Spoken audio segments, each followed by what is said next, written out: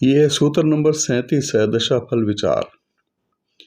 दशा विचार के इस सूत्र में एक सामान्य नियम का निर्देश दिया गया है कि जब ग्रह अपनी महादशा में स्वयं की अंतर्दशा उसकी आती है तब आत्म भाव के अनुरूप शुभ या अशुभ फल नहीं देते। इसका मतलब यह है कि दशाधीश और अंतर्दशाधीश एक ही ग्रह जब हो, यानी एक ही उसी ग्रह की महादशा और अपनी ही उसकी अंतर्दशा जब होगी, पहली होती है ना, हर ग्रह की पहली अंतर्दशा अपनी ही होती है, तब उसका शुभ अशुभ फल नहीं मिलता। कारण यह है कि फल यौगिक होता है, इसलिए एक ही ग्रह की महादशा में उसकी अंतर्दशा में उस फल को मिलने का निषेध किया गया है। इसलिए मारक ग्रह भी अपनी महादशा में अपनी ही अंतर्दशा में मारक फल नहीं देता। आत्म भावानुरूप शब्द का क्या मतलब है? ग्रह जिस भाव का स्वामी है, जिस भाव में वो बैठा है, जिस भाव के स्वामी से दृष्ट है, यानी किस भाव के स्वामी की उस पर दृष्टि है या किस भाव के स्वामी की उस पर युति है, उसके साथ जिस ग्रह से उसका संबंध है, चार प्रकार के संबंधों में से कोई भी संबंध, वह कारक या मारक, इन सब बातों के आधार पर ग्रह का जो अपना स्वभाव बनता है, प्रवृत्ति, गुण, दोष, कारकत्व, मार्कत्व आदि जो कुछ भी बातें, उन सब के समन्वय को यहाँ पर आत्म भावानुरूप कहा गया है।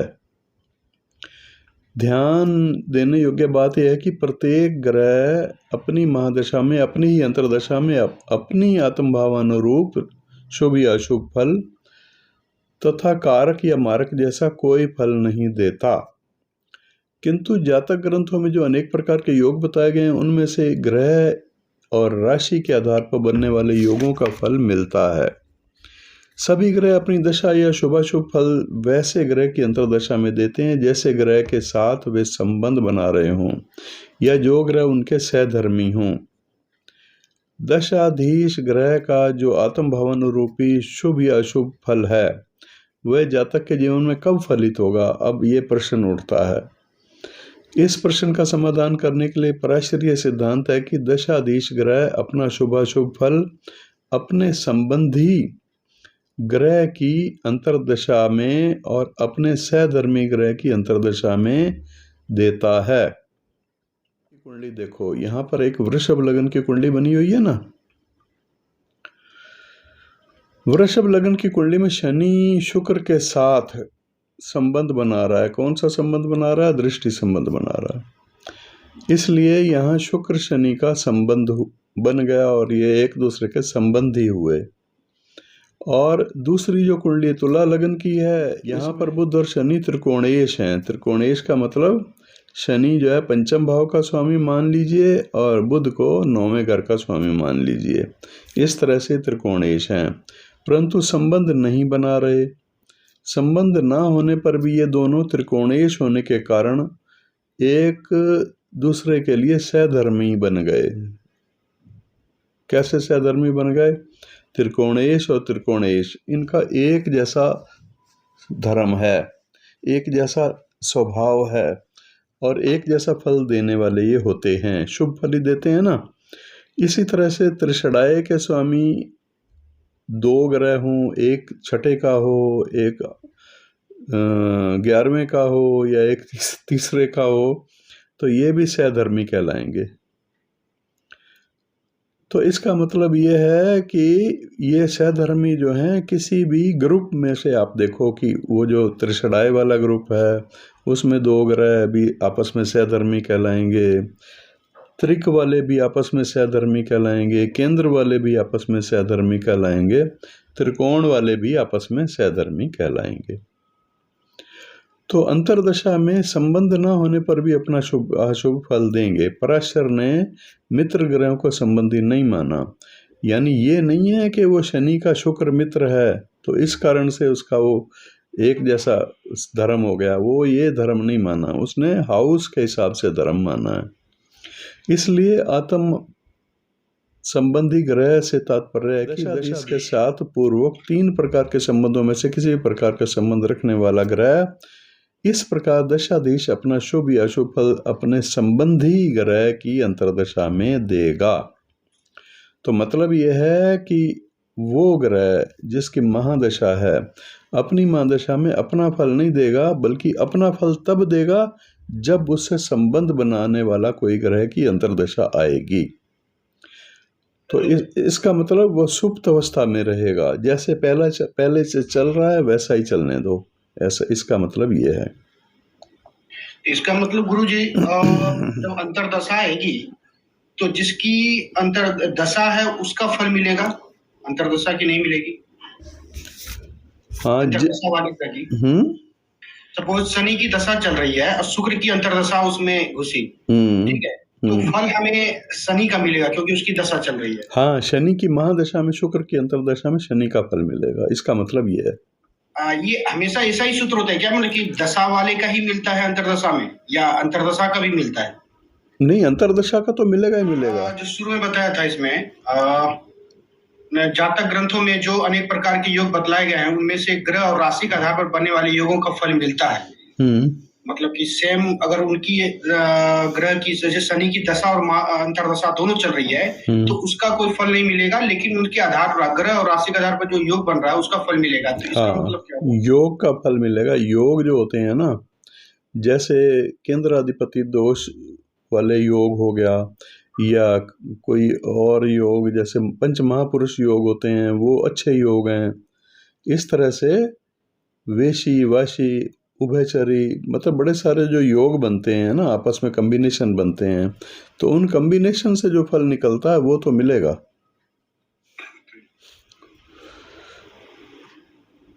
सहधर्मी का मतलब यह है कि समान गुण वाला, दोनों समान गुण वाले होते हैं, क्योंकि दोनों त्रिकोणेश होते हैं, या दोनों केंद्रेश हों तो वो भी समान गुण वाले हैं। जिन ग्रहों का गुण धर्म एक समान हो वो परस्पर सहधर्मी कहलाते हैं। जैसे केंद्रेश केंद्रेश, त्रिकोणेश त्रिकोणेश, त्रिषडाएश त्रिषडाएश और द्वितीयेश द्वादशेश, ये एक दूसरे के सहधर्मी होते हैं। यहाँ धर्म का मतलब ये है कि एक जैसे उनके भाव के अनुसार से गुण एक जैसे होते हैं। भावाधीश होने से ग्रहों के गुण धर्म में अंतर आ जाता है, क्योंकि एक ही ग्रह भिन्न भिन्न भावों का स्वामी होने पर शुभत्व, पापत्व, समत्व, उदासीनत्व, अब ये शब्द नया है, उदासीन भी ग्रह हो जाते हैं। उदासीन कब होता है? जैसे कि बताया कि एक ही ग्रह की महादशा में एक ही ग्रह की अंतर्दशा हो तो वो ग्रह जो है उदासीन रहता है उस समय पर। कारकत्व या मार्कत्व धर्म धारण कर लेता है, इसलिए समान गुण धर्म को भावेश के नियम के अनुसार धारण करने वाले ग्रह परस्पर सहधर्मी कहलाते हैं। भावेश के अनुसार भावों के गुण धर्मों का भली भांति विचार करके यहाँ कहा जा सकता है कि लग्नेश सप्तमेश या चतुर्थेश दशमेश या द्वितीयेश द्वादशेश या चौथा है तृतीयेश एकादशेश, और इसके बाद पांचवा है नवमेश पंचमेश और छठा है षष्ठेश षष्ठमेश, एक दूसरे के सहधर्मी होंगे। यहाँ कुंडलियाँ एग्जाम्पल के तौर पर आपको दिखाई गई हैं। मिथुन लगन की कुंडली में देखो लग्नेश सप्तमेश का संबंध, तो लग्नेश और सप्तमेश का संबंध यहाँ बन रहा है। इसके बाद दूसरी कुंडली मिथुन लगन की वो भी है जिसमें चतुर्थेश और दशमेश का संबंध बन रहा है। तो ये केंद्र के कारण से आप समझ सकते हैं। लग्नेश और सप्तमेश को भी केंद्र बताया गया है क्योंकि लगन केंद्र और त्रिकोण दोनों हैं। चतुर्थेश और दशमेश ये दोनों भी केंद्र के हैं, तो ये भी इनका धर्म भी एक जैसा हो गया। और द्वितीयेश द्वादशेश 2 नंबर यानी वृषभ लगन वाली कुंडली में द्वितीयेश और द्वादशेश, दूसरे स्थान का स्वामी बुध और 12वें का मंगल है यहाँ पर, तो ये संबंध बना रहे हैं, तो इनका गुण धर्म एक जैसा है। फिर तृतीयेश और एकादशेश ये त्रिषडाय के हो गए ना, तृतीयेश और एकादशेश सूर्य और गुरु, ये तुला लगन की कुंडली में लगन में बैठ करके संबंध बना रहे हैं, तो ये त्रिषडाय के स्वामी हैं दोनों, इसलिए यहाँ पर क्या होगा, यहाँ पर सूर्य की महादशा में सूर्य अपनी अंतर्दशा का फल नहीं देगा। इस तुला लगन वाली कुंडली को समझो, इसमें कैसा फल देगा? सूर्य अपनी ही महादशा में, अपनी ही अंतर्दशा में गुरु जैसा फल देगा, यानी तीसरे स्थान के स्वामी जैसा फल देगा, या छठे स्थान के स्वामी जैसा फल देगा, क्योंकि गुरु 2 हाउस का लॉर्ड है ना, तीसरे और छठे। आगे आ जाओ फिर नवमेश और पंचमेश, ये तो दोनों त्रिकोण हुए, तो इसका मतलब है गुरु और मंगल, ये दोनों त्रिकोण स्थानों में है ना, तो इनका कौन सा संबंध है? इनका वही संबंध है, एक दूसरे के साथ कोई दृष्टि नहीं है, कोई युति नहीं है, इनका धर्म एक ही है, इसलिए इनका ये वाला संबंध माना जाता है। तो ऐसे में गुरु की महादशा में, गुरु की अंतर्दशा जब आएगी तो मंगल जैसा फल देगा। मंगल की महादशा में जब मंगल की महादशा में जब मंगल की ही अंतर्दशा होगी तो वो गुरु जैसा फल देगा। अष्टमेश और अष्टमेश, षष्टेश और अष्टमेश, 6th हाउस का स्वामी और अष्टम भाव का स्वामी, ये शनि और गुरु। तो इसमें क्या होगा? शनि की महादशा में, शनि की ही अंतर्दशा में शनि जो है वो अष्टमेश वाला फल देगा, और गुरु की महादशा में, गुरु की ही अंतर्दशा में ये षष्टेश जैसा फल देगा गुरु। तो इस बात को इस तरह से आपको समझना है। अब अगला 38, इसमें जो आपको बताया गया है कि संबंध जो कितनी तरह के बताए गए हैं उनको उदाहरण के साथ समझाया गया है। सामान्यतः विचार करें तो प्रत्येक ग्रह की दशा में 6 प्रकार के ग्रहों की अंतर्दशा हो सकती है। जैसे संबंधी सहधर्मी, ये इनका मंगल और सूर्य का यहाँ पर धनु लगन की कुंडली में संबंध तो बन रहा है, युति संबंध तो इनका दोनों का बन रहा है 38 नंबर सूत्र में, धनु लगन। और सहधर्मी, ये सहधर्मी भी हैं, मंगल पंचम भाव का स्वामी है और सूर्य नवम भाव का स्वामी है, संबंध भी बन रहा है और सहधर्मी भी हैं। तो ये तो निश्चित रूप से यहाँ तो फल मिलेगा। अगर संबंधी ना भी होते, सहधर्मी होते तब भी मिलता। नंबर 2, संबंधी विरुद्ध धर्मी। अब ये संबंधी हैं लेकिन विरुद्ध धर्मी हैं। संबंध मंगल और शुक्र का बन रहा है, विरुद्ध धर्मी कैसे हैं? मंगल आपको यहाँ पर कैसे त्रिषडाय का स्वामी बन रहा है मंगल, और शुक्र क्या बन रहा है यहाँ पर? पंचम का मान लीजिए, पंचम को लेकर के चलिए इस उदाहरण में। तो ये त्रिकोण का स्वामी शुभ हुआ शुक्र, लेकिन मंगल त्रिषडाय का स्वामी होने के कारण से अशुभ हुआ। तो ये 2 ग्रह जो आपस में संबंध बना रहे हैं ये विरुद्ध धर्म है एक दूसरे से। इनका एक शुभ स्थान का मालिक है, एक अशुभ स्थान का मालिक है। तो यहाँ पर क्या होगा? ये यहाँ भी फल देंगे। मंगल की महादशा में मंगल कैसा फल देगा बताइए? ऐसी स्थिति में मंगल की महादशा में मंगल कैसा फल देगा? मंगल की महादशा, अंतर्दशा किसकी सर? मंगल की ही महादशा में, मंगल की ही अंतर्दशा में ये शुक्र टाइप का देगा, ये शुक्र के जैसा फल देगा, शुक्र जैसा फल देगा। हाँ, बिल्कुल शुक्र जैसा फल देगा। ऐसे ही शुक्र की महादशा में शुक्र की अंतर्दशा भी मंगल जैसा फल देगी। यानी शुक्र अच्छा होते हुए भी, पंचमेश होते हुए भी अच्छा फल नहीं देगा। गुरुजी, जैसे पहले में पढ़ा था कि अभी किसमें 37 में कि अगर एक ही ग्रह की दशा महादशा चलती है तो फिर वो उदासीन हो जाता है, उसको कोई फल नहीं मिलता है। उदासीन जो हो जाता है ना, उदासीन, यहाँ पर संबंध बन रहे हैं, इनके संबंध नहीं बन रहा होता किसी भी तरह का तो उदासीन होगा ही होगा ना। क्लियर, ये भी बताया गया कि संबंध बन रहा होना चाहिए, संबंध नहीं बन रहा तो फिर उदासीन होगा। आगे नंबर 3 है। नंबर 3 क्या है? संबंधी अनुभय धर्मी। अनुभय धर्मी का मतलब क्या होता है? संबंध तो बना रहे हैं लेकिन उनका धर्म जो है एक का न्यूट्रल है और एक का कुछ और है। तो यहाँ आप समझो मंगल तो त्रिकोण और केंद्र दोनों का स्वामी है, तो मंगल तो योग कारक हो गया। केंद्र और त्रिकोण का स्वामी होने के कारण और चंद्रमा से इसका संबंध है। तो चंद्रमा ना तो अशुभ स्थान का स्वामी है ना शुभ स्थान का स्वामी है। तो चंद्रमा जो है न्यूट्रल है, क्योंकि न्यूट्रल हाउस में बैठा है तो 12वें घर को न्यूट्रल कर देता है। 12वें घर का नेचर क्या है? 12वें स्थान का स्वामी जहाँ जिस हाउस में बैठा है तो उस हाउस जैसा नेचर 12वें घर का हो जाता है।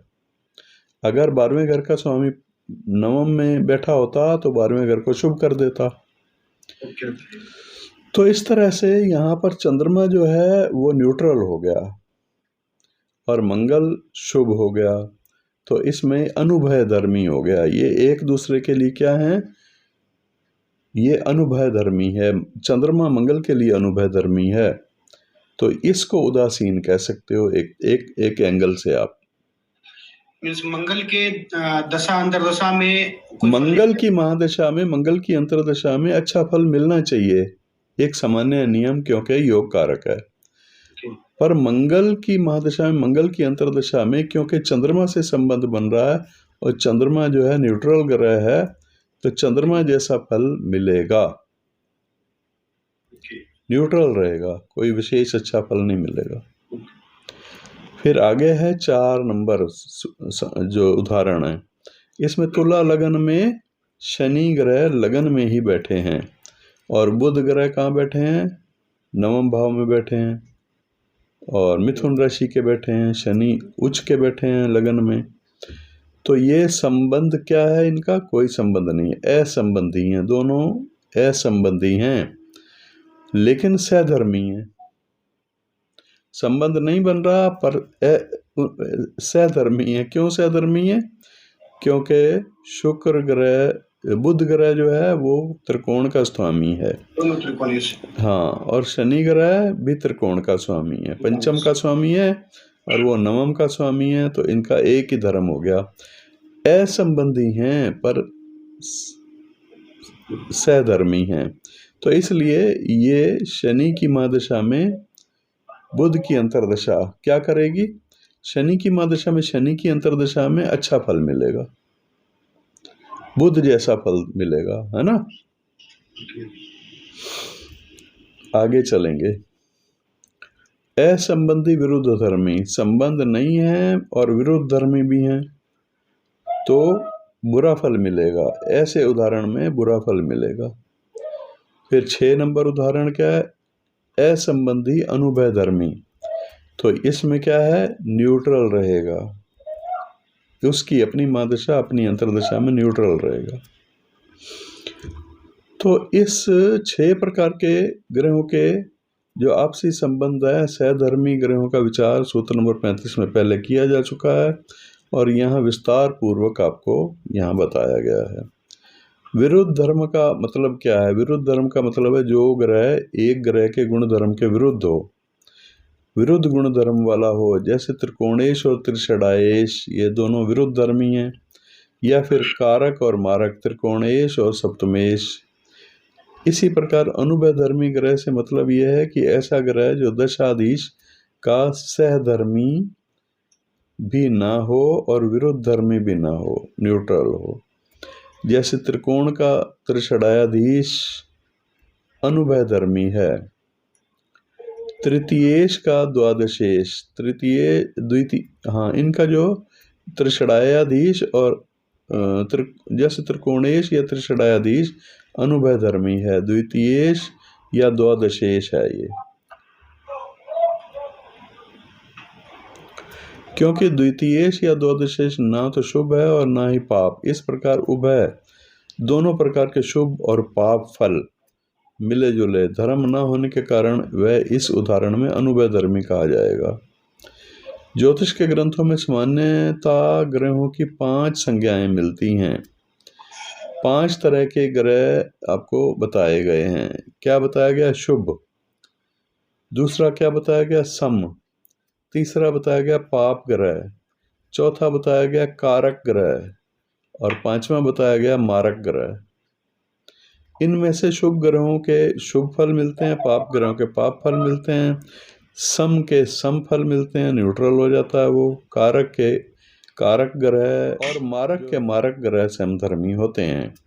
कारक और मारक, पाप और शुभ, शुभ और मारक तथा कारक और पाप ग्रह, ये ग्रह जो है ना एक दूसरे के विरुद्ध धर्मी हो जाएंगे, क्योंकि इनका गुण धर्म एक दूसरे के विपरीत होगा, परस्पर विरुद्ध है।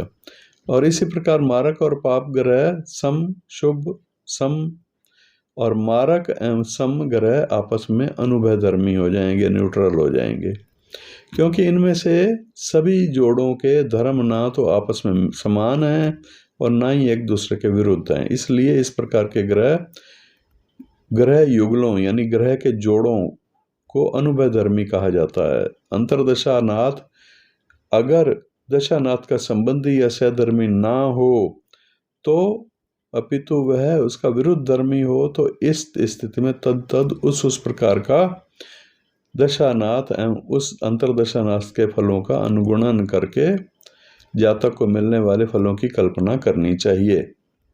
अनुगुणन का मतलब है कि बार बार गुणों का मूल्यांकन करके, मतलब समग्र स्थितियों का बार बार विश्लेषण करके, मूल्यांकन करके अनुगुणन कहलाता है। तो ये तो खत्म हो गया। अब इसको पढ़ लेना उदाहरण के लिए। 39 नंबर 39 कहता है कि असंबंधी केंद्रेश और त्रिकोणेश की अंतर्दशा। असंबंधी ग्रह जिनका कोई संबंध आपस में नहीं बन रहा, केंद्रेश और त्रिकोणेश की एक की महादशा एक की अंतर्दशा। त्रिकोणेश से संबंध होने पर केंद्रेश अपना दशा और त्रिकोणेश की अंतर्दशा में शुभ फल देता है और त्रिकोणेश की अपनी दशा में केंद्रेश की अंतर्दशा शुभ फल देती है। अगर दोनों में परस्पर संबंध ना हो तो ऐसा केंद्रेश त्रिकोणेश की अथवा ऐसा त्रिकोणेश केंद्रेश की दशा अंतर्दशा में कैसा फल मिलेगा, ये प्रश्न उठना स्वाभाविक है। इस प्रश्न का उत्तर है कि कुछ शास्त्रकारों का मत है कि केंद्रेश और त्रिकोणेश आपस में सहधर्मी नहीं होते, इसलिए इन दोनों में जब तक संबंध नहीं होता तब तक ये एक दूसरे की दशा अंतर्दशा में पाप फल देते हैं। क्यों देते हैं पाप फल, इसका कारण समझिए। केंद्रेश और त्रिकोणेश इनका आपस में संबंध ना हो तो केंद्रेश की दशा में त्रिकोणेश की अंतर्दशा शुभ फल और त्रिकोणेश की दशा में केंद्रेश की अंतर्दशा शुभ फल देती है। क्या कहा है यहाँ? केंद्रेश और त्रिकोणेश इनका आपस में संबंध हो तो, संबंध हो तो केंद्रेश की दशा में त्रिकोणेश और त्रिकोणेश की अंतर्दशा में केंद्रेश की अंतर्दशा शुभ फल देगी। बिल्कुल ठीक है। किंतु यदि इन दोनों केंद्रेश और त्रिकोणेशों में परस्पर संबंध नहीं हो तो एक की दशा में दूसरे की अंतर्दशा में पाप फल क्यों मिलता है, इसको ध्यान देना। यहाँ यह ध्यान देने योग्य बात है कि जब केंद्रेश और त्रिकोणेश में आपस में संबंध होगा तो वे दोनों योग कारक हो जाएंगे। ऐसी स्थिति में योग कारकता के प्रभाववश केंद्रेश की दशा में त्रिकोणेश की अंतर्दशा आने पर विशेष शुभ फल कारक फल मिलेगा। परंतु यदि त्रिकोणेश तथा केंद्रेश अथवा केंद्रेश और त्रिकोणेश का कोई संबंध ना बन रहा हो तो भी वह कोई न कोई फल तो देंगे ही।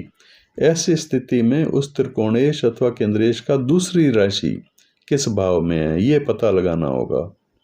मान लीजिए त्रिकोणेश की दशा और केंद्रेश की अंतर्दशा है, तब उसमें से एक त्रिषडाय अथवा अष्टम का स्वामी भी है, तब ऐसी दशा और अंतर्दशा का पाप फल ही होगा। अगर वो संबंध नहीं बना रहे तो वो वाले हाउस एक्टिवेट हो जाएंगे जो कि अशुभ हाउस हैं, ये ध्यान रखना होगा। अगर उनका संबंध बन रहा है तो फिर अच्छे वाले भाव केंद्र और त्रिकोण के भाव एक्टिवेट हो जाएंगे। तो इसमें ये भेद है, इस बात में ये रहस्य है। अर्थात त्रिकोणेश की महादशा और केंद्रेश के साथ संबंध नहीं है और यदि वह केंद्रेश पापकृत हो तो पापकृत केंद्रेश की दशा में उसकी अंतर्दशा में शुभ फल नहीं मिलता। यहाँ पाप कृत का मतलब किसी केंद्र के साथ साथ तृतीय, षष्ठ, आय, अष्टम वगैरह इन स्थानों का स्वामी होना। इसलिए जब ऐसे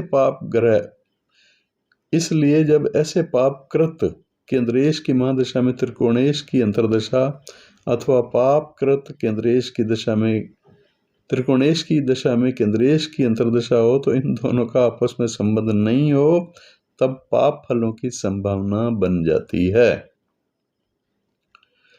तो यहां आपको एक बात समझ लेनी है।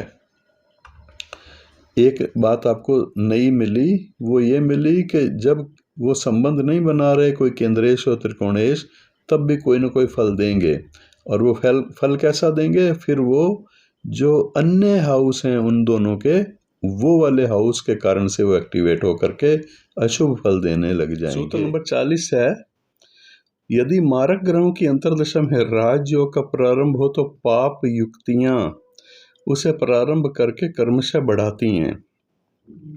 सामान्यतः मारक और कारक एक दूसरे के विरुद्ध धर्मी होते हैं, इसलिए यदि उनमें परस्पर संबंध ना हो तो पाप फल ही मिलता है।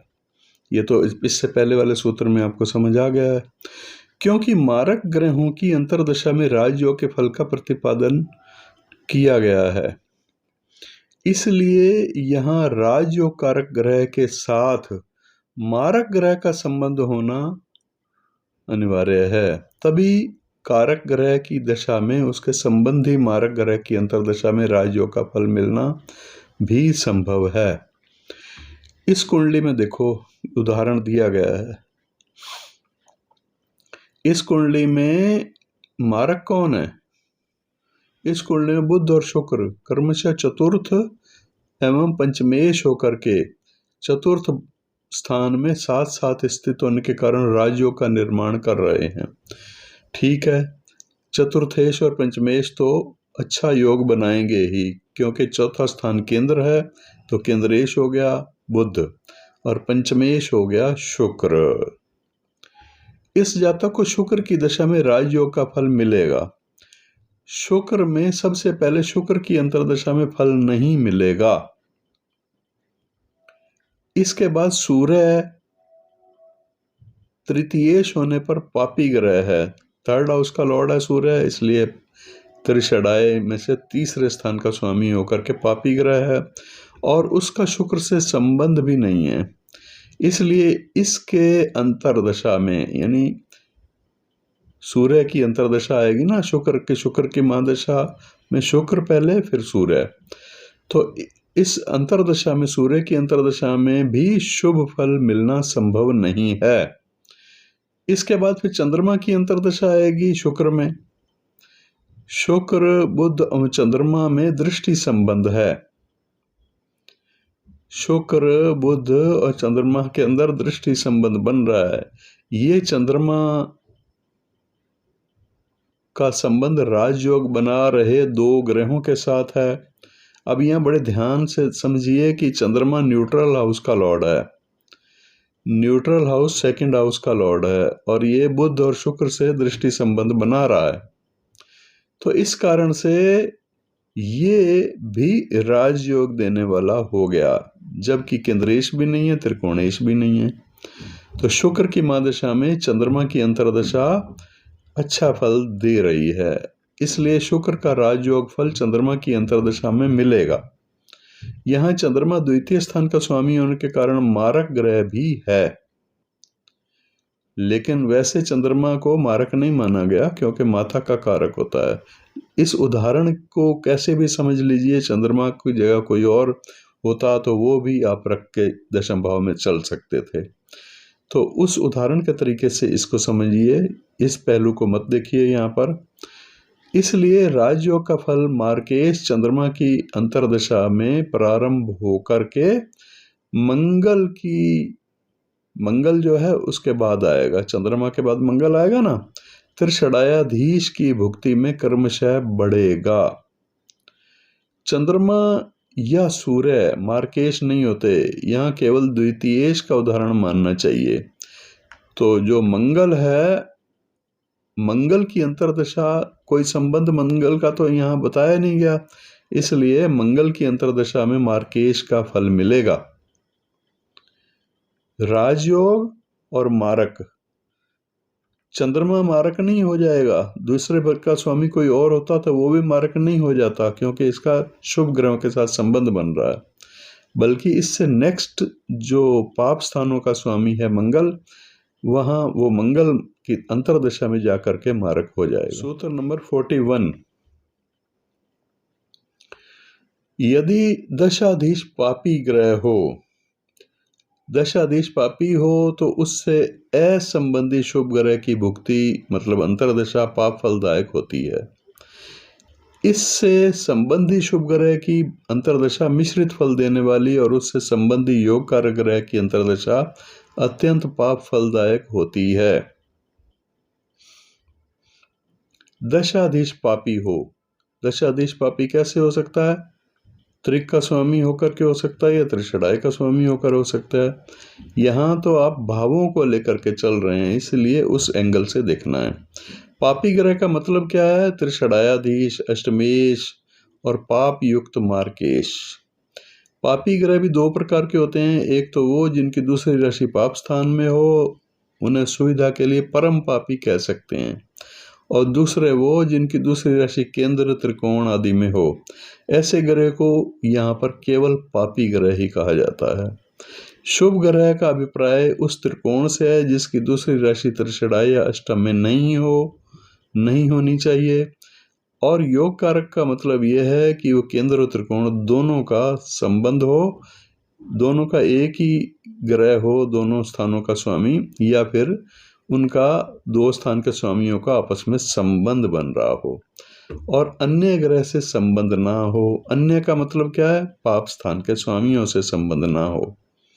कुंडली में पहली कुंडली जो है ना, ये नंबर 1 कुंडली मिथुन लगन की है, इसमें शुक्र लगन में ही है, मंगल चौथे स्थान में है। कुंडली नंबर 1 में मंगल पापी ग्रह षष्ठ आय स्थान का स्वामी है, तो त्रिषडाय का स्वामी हो गया। इस कुंडली में यदि मंगल की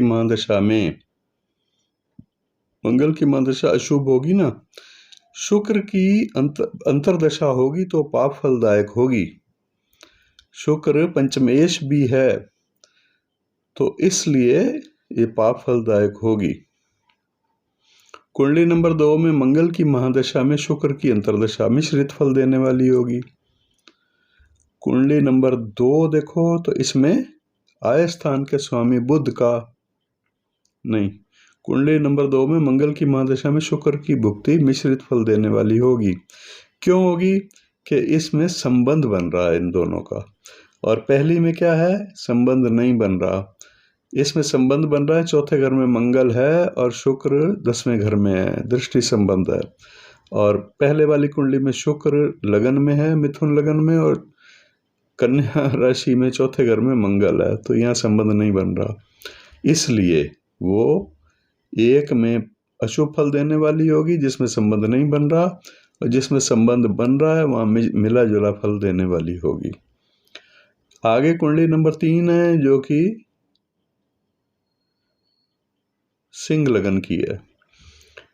इस कुंडली में आय स्थान का स्वामी बुध है, इनकम स्थान यानी 11वें स्थान का स्वामी बुध है, और बुध का योग कारक मंगल से संबंध नहीं है।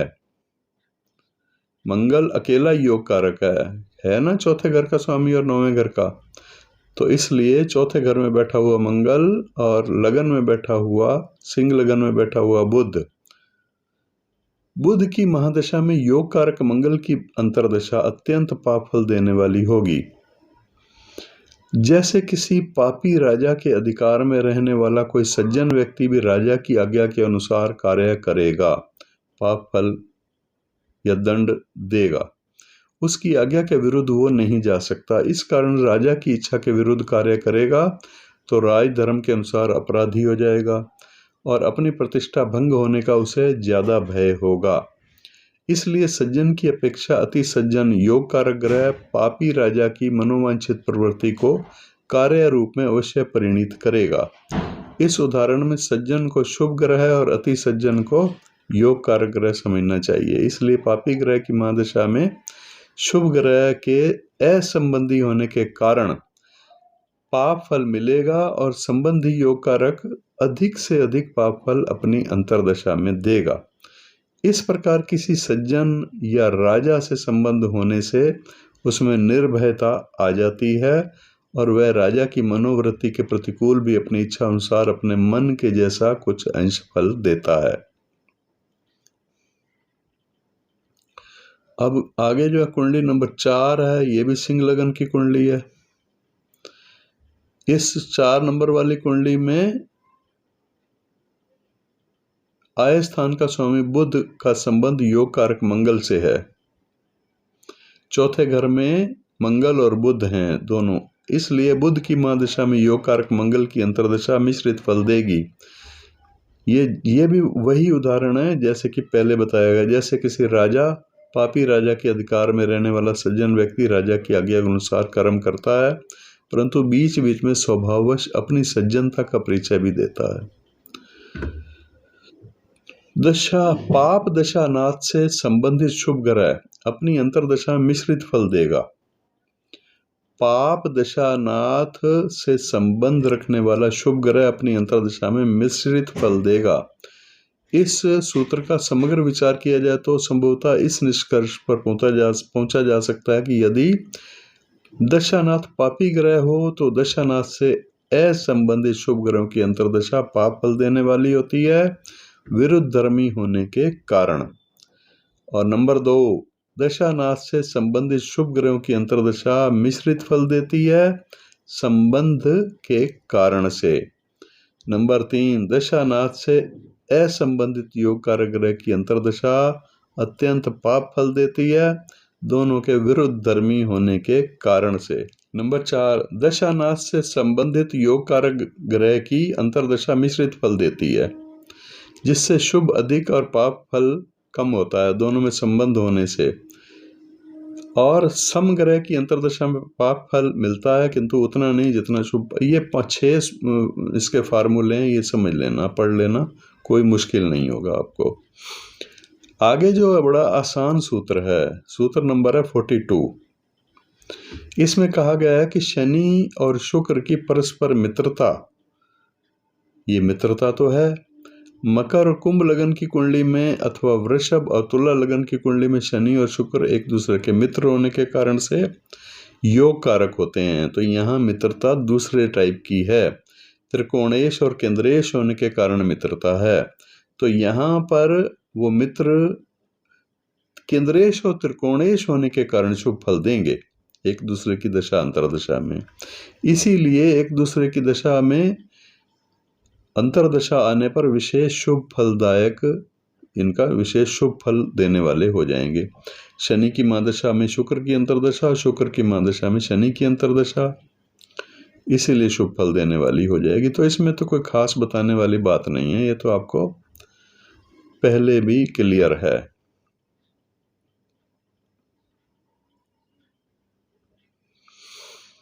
अब इसमें आपने समझना 43 नंबर सूत्र में लग्नेश का केंद्र त्रिकोण स्वामियों से संबंध। इसको आप ऐसे समझिए कि लग्नेश जो है ना, वो चतुर्थे से अगर संबंध बना रहा है तो कितना शुभ होगा। खोल लीजिए माइक।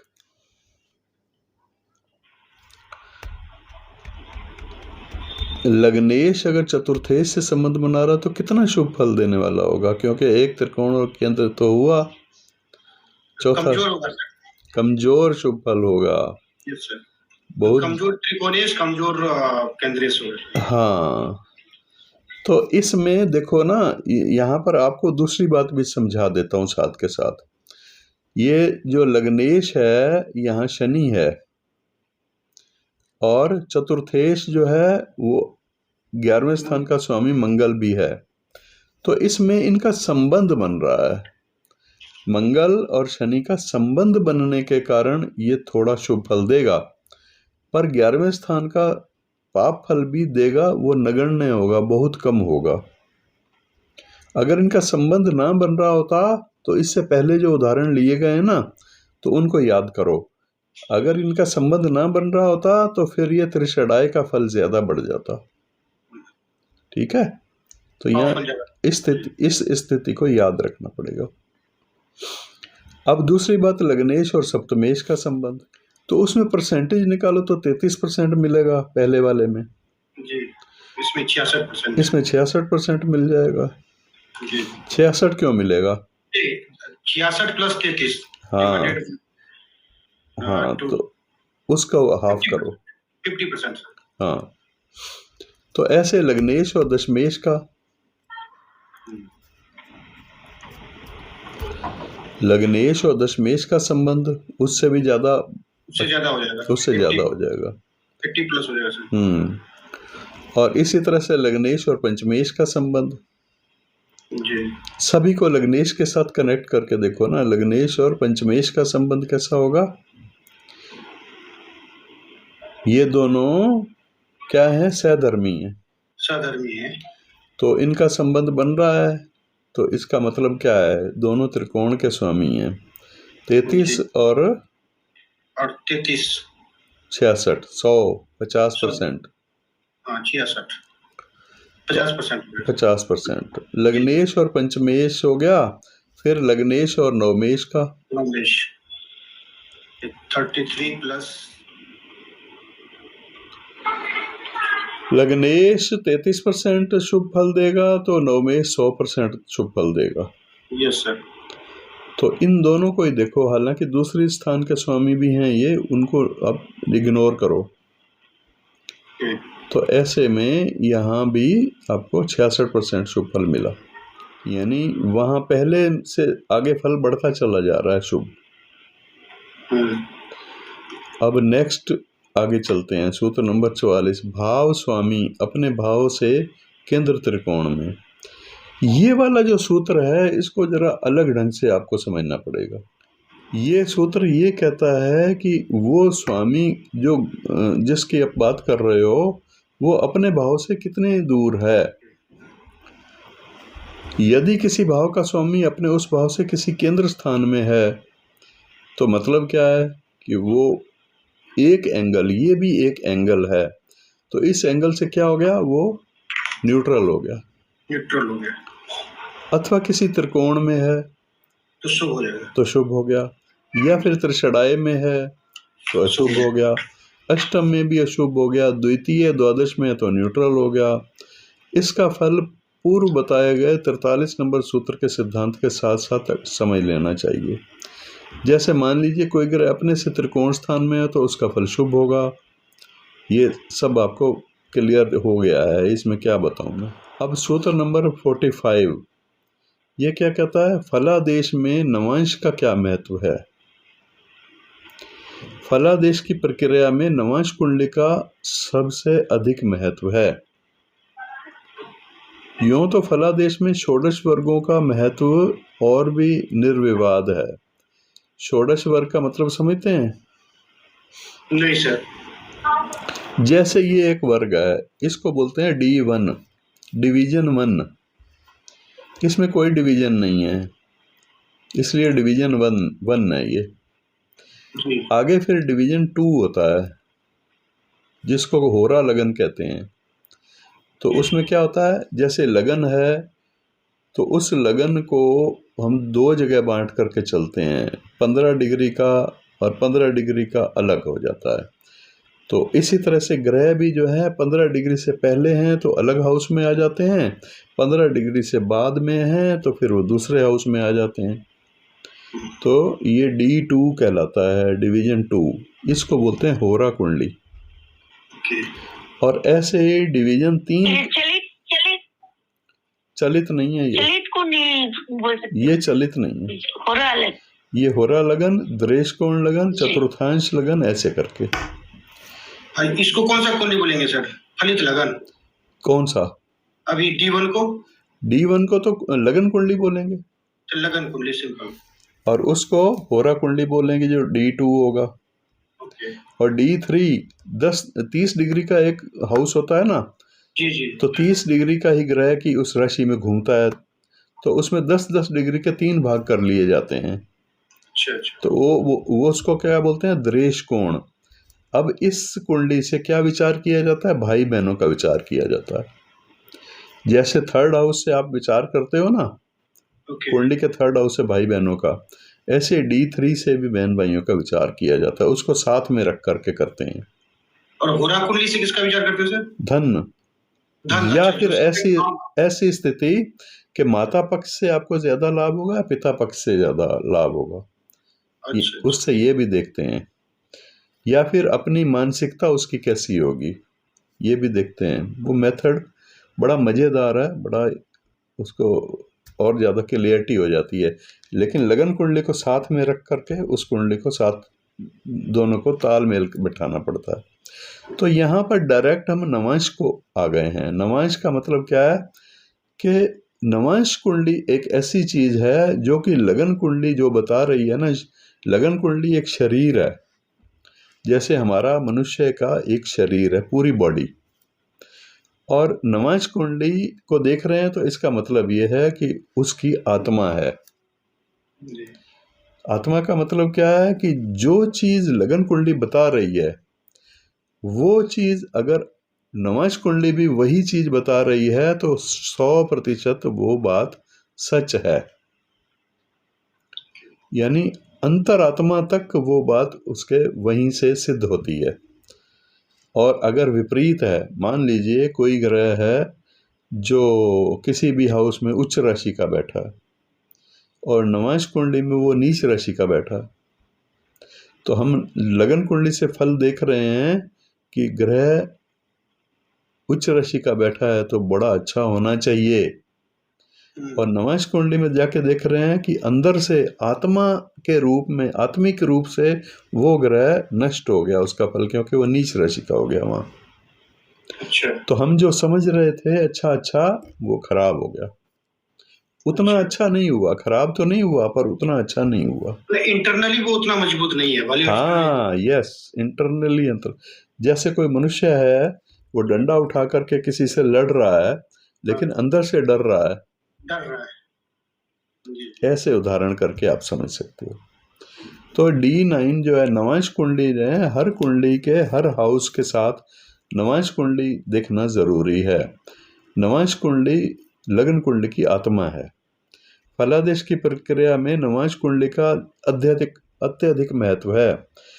फलादेश में षोडश वर्गों का और ज्यादा अधिक महत्व है। देखो, कोई वर्ग जो है भाई बहनों के लिए देखा जाता है, कोई वर्ग माता पिता के सुख के लिए देखा जाता है, कोई वर्ग अपने व्यापार बिजनेस के लिए, कोई वर्ग जो है विदेश यात्रा के लिए, कोई वर्ग संतान प्राप्ति संतान सुख के लिए विशेष उनको मैच साथ में रख करके देखना होता है।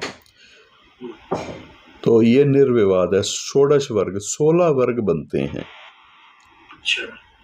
षोडश वर्ग 16।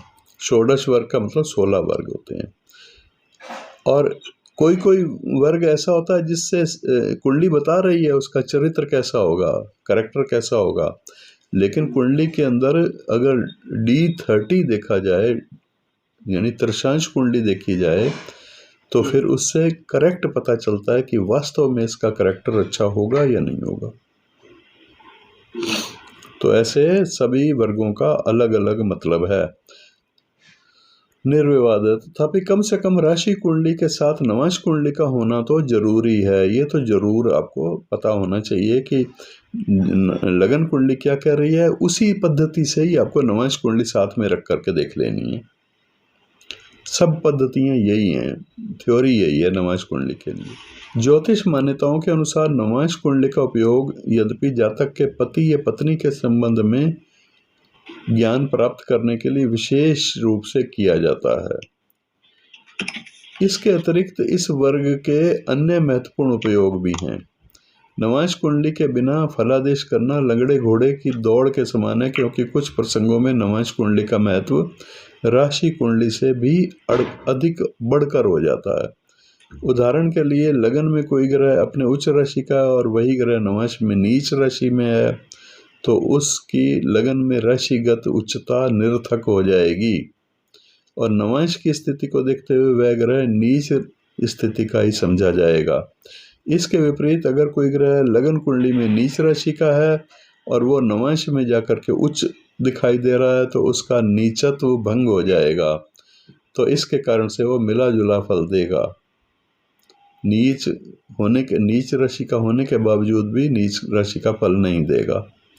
लगन कुंडली में नीच राशिगत ग्रह अगर नवंश में भी नीच राशिगत हो तो ऐसा ग्रह सर्वोत्तम नहीं समझा जाएगा, बल्कि इस स्थिति में फल जो है वो शुभ नहीं होगा बल्कि पाप फल हो जाएगा। इसी प्रकार यदि कोई ग्रह शत्रु राशि का है और नवंश कुंडली में भी उसी राशि में है तो ऐसा ग्रह भी शत्रु क्षेत्र में नहीं समझा जाएगा। यानी अपनी राशि का है और शत्रु राशि का एक में अपनी राशि का है तो मिश्रित फल हो जाएगा। चंद्रमा या बृहस्पति का केवल वर्गोत्तम होना मात्र ही राजयोग प्रद है। चंद्रमा हो या बृहस्पति हो, ये जहाँ जिस राशि में लगन कुंडली में है उसी राशि में अगर नवंश कुंडली में है तो इनको राजयोग देने वाला भी कहा गया है। ये भी एक तरीका है। सर जैसे कि चंद्रमा लग्न कुंडली में मतलब 12th हाउस में हो गया और नवमांश में भी और वर्गोत्तम हो गया, तब कैसा फल देगा? वो अच्छा नहीं देगा। अगर 12वें स्थान में है लेकिन उच्च राशि का है या अपनी राशि का है और नवंश कुंडली में भी अपनी राशि का या उच्च राशि का सेम है तो अच्छा फल देगा जी। इसके लिए शर्त जरूरी है कि राशि मायने रखती है, ठीक है नहीं। लगन का वर्गोत्तम होना विशेष लाभप्रद है। जो हमारी लगन है ना, जैसे सिंह लगन कुंडली है किसी की तो सिंह ही नवंश कुंडली बन गई उसकी, तो ऐसी स्थिति में उसको वर्गोत्तम कहा गया है। ऐसी स्थिति में वर्गोत्तम कहा गया उसको, तो वो ज़्यादा बेनिफिट देती है। वो उसको उसके जो सोच समझ है, समझदार होगा, आकर्षक होगा वो इंसान, ऐसे गुण होंगे उसमें। फिर 5 नंबर है वर्गोत्तम लगनगत चंद्रमा या सब नवंशगत चंद्रमा भी शुभ फलदायी होता है। लेकिन अगर बुरे स्थान का स्वामी है और वहाँ भी बुरे स्थान का स्वामी है तो वर्गोत्तम वाली बात नहीं रह जाएगी उसमें। सिंह नवंशगत सूर्य शुभ फलदायी होता है। सहज शुभ ग्रह हो या सहज पापी वर्गोत्तम स्थिति में हो तो शुभ फल देने वाला होता है। सहज पाप ग्रह वर्गोत्तम होने से उसका पापत्व बहुत अंश तक कम हो जाता है। वर्गोत्तम लग्नाधिपति यदि वक्री हो, आत्मकारक ग्रह के साथ संबंध बना रहा हो तो वो बलवान हो जाता है। तो इसको दोबारा आप रिपीट कर लेना, पढ़ लेना, समझ लेना। अब ये जो है ना कुंडली के प्रमुख योग हैं अध्याय 6 में, इसमें काल सर्प योग है। काल सर्प योग को मैं आपको ढंग से समझाऊंगा। इसके लिए बहुत भ्रांतियां हैं, लोगों में बहुत अंधविश्वास फैला हुआ है इसको लेकर के। स्पष्ट रूप से कहा गया है काल सर्प योग में राहु और केतु के बीच में सभी ग्रह हों। राहु क्या है? सिर है ना जी। तो राहु आगे आगे होना चाहिए। राहु और केतु उल्टा चलते हैं, ये भी आपको पता है। ये वक्री होते हैं सर। वक्री होते हैं। तो राहु को वक्री मानते हुए आप देखो कि अगर राहु लगन में है, ऐसा कल्पना करो, तो केतु 7वें घर में हुआ ना जी। तो आप देखो कि लगन और सप्तम भाव के इस तरफ सारे ग्रह हों तो वो काल सर्प योग मानोगे या इस तरफ हो, मतलब 4 में, 2 में, 3 में, 6 में, 5 में, इनमें सभी ग्रह हों, या फिर 10 में, 9 में, 11 में, 8 में, ऐसे करके सभी ग्रह हों, तो कौन से भाग में हो तो आप इसको मानोगे काल सर्प योग? जैसे आप बोले उल्टा चलते हैं तो अपन 2, 3, 4, 5, 6 को मानेंगे। बिल्कुल ठीक है, काल सर्प योग बिल्कुल ठीक है। तो कई लोग क्या करते हैं, उधर भी ऐसी स्थिति में, बिल्कुल एक एग्जाम्पल है, ऐसी स्थिति में राहु से लेकर के केतु तक ये सभी ग्रह होने जरूरी हैं। और कभी कभी तो कोई एक ग्रह बाहर होता है उनसे तो भी काल सर्प योग हो गया जी, वो गलत है। काल सर्प योग का मतलब है कि गुरु जी मेरा भी काल सर्प योग है। हाँ, काल सर्प योग के साथ साथ अगर कोई पंच महापुरुष योग भी है, पंच मतलब अच्छे योग हैं, काल सर्प योग है उसकी कुंडली में और 2 या 3 अच्छे योग हैं उसकी कुंडली में, राज योग हैं, तो काल सर्प योग एक्टिव नहीं होता, उसका कोई प्रभाव नहीं होता। काल सर्प योग है क्या, यानी उसको पूरा लाभ नहीं लेने देता, अर्थ लाभ नहीं लेने देता उस इंसान को, लेकिन आध्यात्मिक लाभ बहुत मिलते हैं उसको। ऐसे इंसान को परोपकार करने से इनडायरेक्ट लाभ होता है, डायरेक्ट लाभ नहीं होता। अगर वो किसी का काम करता है ना, वो इंसान किसी का काम करता है काल सर्प योग वाला, तो वो इंसान उसके लिए काम करने वाला हो जाता है। वो इंसान खुद वही काम करे तो वो उसमें सफलता नहीं मिलती उसको।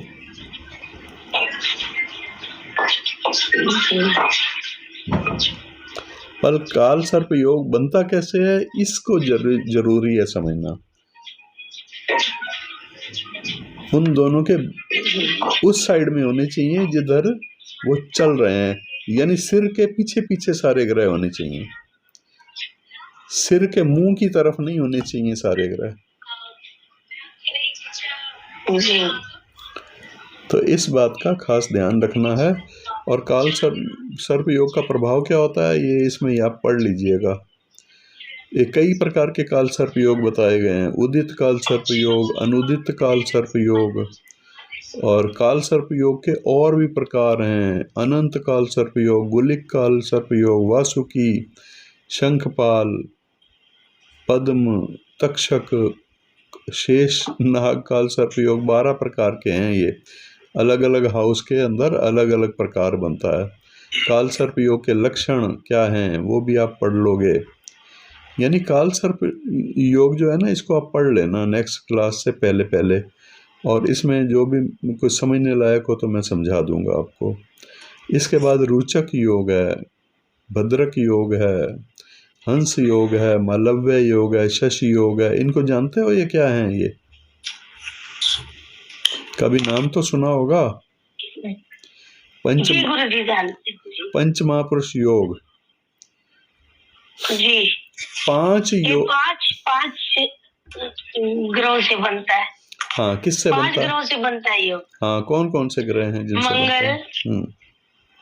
मंगल, बुध, गुरु और शुक्र और शनि। बिल्कुल ठीक है। सूर्य और चंद्रमा से नहीं बनता, सूर्य और चंद्रमा से नहीं बनता जी। ठीक है। तो क्या शर्त है इसके बनने की? शर्त क्या है? जैसे आप मंगल को मानो तो मंगल से अगर बन रहा हो ये पंच महापुरुष योग, तो क्या शर्त क्या है उसकी? ये केंद्र में होना चाहिए और अपनी राशि या उच्च राशि में। Very good.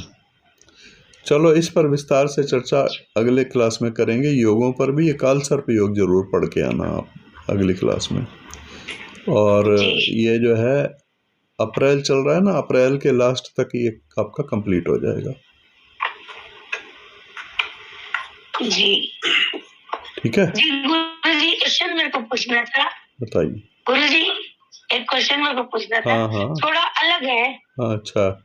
जैसे ये चंद्र ग्रहण और सूर्य ग्रहण जो पड़ता है ना, ये तो मंथ में जो चंद्र है वो हर महीने राहु केतु के पास आते हैं, चंद्र हर महीने आता है, लेकिन ये क्या विशेष कारण है जो चंद्र ग्रहण या सूर्य ग्रहण एक आध दिन पड़ता है? ये कुछ कारण है वो बताइए सर। थोड़ा सा देखो मेरी बात सुनो, ये जो पृथ्वी घूमती है ना, पृथ्वी घूम रही है, सूर्य की परिक्रमा कर रही है, पृथ्वी सूर्य की परिक्रमा कर रही है। जो उसका पथ है, जो उसका मार्ग है, जो उसका रास्ता है, रूट है, उस रूट को चंद्रमा क्रॉस करता है। चंद्रमा क्या करता है? क्रॉस करता है। चंद्रमा पृथ्वी की परिक्रमा कर रहा है, चंद्रमा पृथ्वी की परिक्रमा कर रहा है और साथ साथ पृथ्वी के सूर्य के लिए भी चल रहा है वो जी। समझ गए बात को? तो अब बात यह है कि वो सूर्य और पृथ्वी के जो भ्रमण मार्ग है उसको दो जगह पर कट काटता है। तो एक कट जो है उसको राहु बोलते हैं, दूसरे कट को क्या बोलते हैं? केतु बोलते हैं। ये जो कटाव बिंदु हैं, एक का नाम राहु है, दूसरे का नाम केतु है।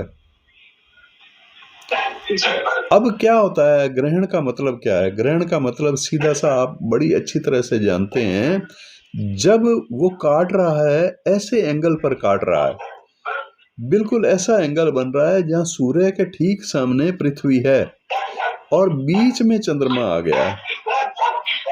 ऐसा जब होता है तो उससे क्या हो जाता है? सूर्य ग्रहण लग जाता है। क्या हो जाता है? सूर्य ग्रहण हो जाता है। तो लेकिन हर बार ऐसा नहीं होता, वो हर बार सूर्य के सामने उसको कट नहीं करता, क्योंकि गोल है ना, सूर्य का, पृथ्वी का मार्ग गोल है, चंद्रमा का मार्ग भी गोल है। वो हर बार अलग अलग जगह से कट करता हुआ चला जाता है। तो वो जो अमावस आती है तभी आती है, पूर्णमासी आती है तभी आती है, जिसमें सूर्य ग्रहण लगता है या चंद्र ग्रहण लगता है। चंद्र ग्रहण का मतलब क्या है? उसमें पृथ्वी बीच में आ जाती है, सूर्य अपोजिट, चंद्रमा अपोजिट साइड में होता, तो क्या हो जाता है? चंद्र ग्रहण लग जाता है। तो मैथमेटिक्स तरीके से इसको समझना है, कोई बड़ी बात नहीं है, सिंपल सी कहानी है ये, और ये गणित से ठीक निकल करके समझ आ जाता है। अभी तो गणित से ये भी निकलता है कि उपग्रह भी होते हैं, हर ग्रह का एक उपग्रह भी है ना। और इस उपग्रहों में गुलिक सबसे खतरनाक है। गुलिक क्या है? शनि ग्रह का उपग्रह है। इसकी गिनती कैसे होती है? इसकी गणना कैसी होती है? सूर्य के डिग्रियों से होती है। सभी उपग्रहों की गणना सूर्य की डिग्रियों से होती है। सूर्य की डिग्रियों का पता हो तो उसमें इतने घटा दो, इतने जमा कर दो, ये ग्रह आ गया, उपग्रह आ गया, इतने कर दो तो ये उपग्रह आ गया। तो ये मैथमेटिक्स, अगर आपने वो वाला सब्जेक्ट कंप्लीट करना है, मैथमेटिक्स सारा समझना है, तो उसका हमें 3 महीने का अलग पैकेज है। इसमें आपको कुंडली बनाना भी होगा और ये सब कुछ भी होगा, सोलर सिस्टम या कैसे लगते हैं ग्रहण, कैसे कौन से ग्रह किस डिग्री पर, हम उसको कैसे डिग्री कैलकुलेट करेंगे, ये सब कुछ जी। तो पैरेलल साथ के साथ भी आप कर सकते हैं इस कोर्स को, अगर आप चाहो तो। आपने तो किया हुआ होगा? नहीं किया है। हाँ, तो मन करे तो कर लेना, ना मन करे तो ठीक है, क्योंकि फलादेश तो कैलकुलेट हुआ कुंडली तो कंप्यूटर से भी आप निकाल लेते हो, आजकल तो मोबाइल से निकाल लेते हो। इसलिए कोई कम ही लोग समझते हैं, कम लोग उसको चाहते हैं कि मैं कैलकुलेशन सीखूं।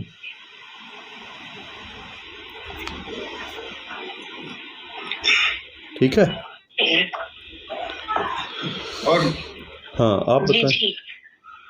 और गुरुजी कह रहे थे कि जैसे कि क्लास लास्ट में रखते हैं, हम लोग जितना क्वेरी है अभी तक में वो तो अभी तो चलेगा ना, अभी तो 2-3 क्लास 4 क्लास होंगी, तो अभी तो आपको ये कंप्लीट होने के बाद फिर जो भी आपको इसमें से क्वेरी है वो सब क्लियर कर लेना लास्ट वाली क्लास में। 1-2 कुंडली लेकर के उस पर थोड़ा डिटेल हम लोग डिस्कस करते हैं। हाँ, वो लास्ट में हम करेंगे कि जितना हम लोगों ने पढ़ा है वो उसको कैसे अप्लाई करें, कैसे लागू होगा वो। 1-2 उदाहरण आपको 2-3-4 उदाहरण करवाएंगे। जी। तो इसके बाद फिर जो वर्गों को लेकर के है, प्रश्न कुंडली को लेकर के है, या और जो इसके साथ जुड़ी हुई विद्याएं हैं, उनको समझने के लिए फिर नेक्स्ट लेवल में आपको आना पड़ेगा, सेकंड लेवल, एडवांस लेवल। अच्छा गुरुजी, आपका एक यूट्यूब पे जो आपने कुछ वीडियो डाला हुआ है जो कि शादी के बारे में बताया है, उस सब का वो क्या एडवांस वाला है? हाँ, एडवांस वाला, सेकंड लेवल है। अच्छा। बहुत अच्छा तरह से आपने बताया। तो उसमें तो क्लियरिटी यानी बेसिक है ना, बेसिक को समझने के बाद ही वो वहाँ पर समझ में आना होता है ना। बेसिक नहीं आएगा तो फिर वहाँ इंसान फंसा रहेगा, फायदा नहीं है, फिर कोई फायदा नहीं है। हाँ, इसीलिए हम सबसे पहले बेसिक से स्टार्ट करते हैं। हमारे पास बहुत सारे स्टूडेंट आते हैं, कहते हैं हमने इतना कोर्स वहाँ गुरुजी के पास किया, 6 महीने किया वहाँ, मतलब इंडिपेंडेंट, कोई अपने ऐसे पढ़ा हुआ है, कोई कहीं से सीखा हुआ है, लेकिन वो बेसिक मेथड ही नहीं है उनको समझ में आया अभी तक।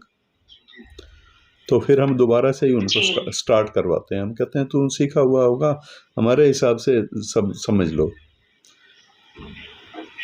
गुरुजी के नक्षत्र भी वगैरह भी अलग से नक्षत्र थर्ड लेवल में, वो और एडवांस के बाद एडवांस है। अब ये इसके बाद वाला 6 महीने का है। अच्छा। और उसके बाद वाला भी 6 महीने का है। ओके। तो उसमें 24 क्लास होती हैं। दोनों में 24 क्लास है। तो नेक्स्ट लेवल का जो होगा गुरुजी, उसमें मतलब क्या एडवांस में बनाएगा? अभी जो फलित के बारे में पूरे षोडश वर्ग पढ़ाए जाएंगे आपको। अच्छा, 16 जितने भी 16 प्रकार के हैं सभी बारे में, 16 कुंडलियाँ, 16 टाइप की कुंडलियाँ, इसके साथ कैसे मैच करनी है। और प्रश्न कुंडली, किसी की कुंडली नहीं है तो कोई सीधा ही आ जाता है, हाँ जी मेरा ये हो गया, ये बताओ। जी। कोई क्वेश्चन है तो कैसे निकालोगे? उसके लिए प्रश्न कुंडली बनती है। उसी टाइम जो ग्रह नक्षत्र हैं उन्हीं की कुंडली बनेगी। उसका जो तरीका है उसका अलग है, मतलब उसका फलादेश करने का मेथड ही अलग है। तो उसको पढ़ना पड़ेगा। अभी पढ़ोगे तो मिक्स हो जाएगा। और अभी गुरुजी पढ़ते हैं मगर पीछे वाला सब भूल जाते हैं, आगे नहीं भूलेगा। वो एक एक चीज पर लागू करके आपको समझाएंगे तो भूलेगा नहीं आपको। ये तो लास्ट में 2 क्लासें जो होंगी वो एग्जाम्पल की ही होंगी। ठीक है। तो अभी आप कोई क्लास मिस मत करना, कोशिश करना अप्रैल में तो सारी। जी। ठीक है। जी। नमस्कार। ठीक, नमस्कार।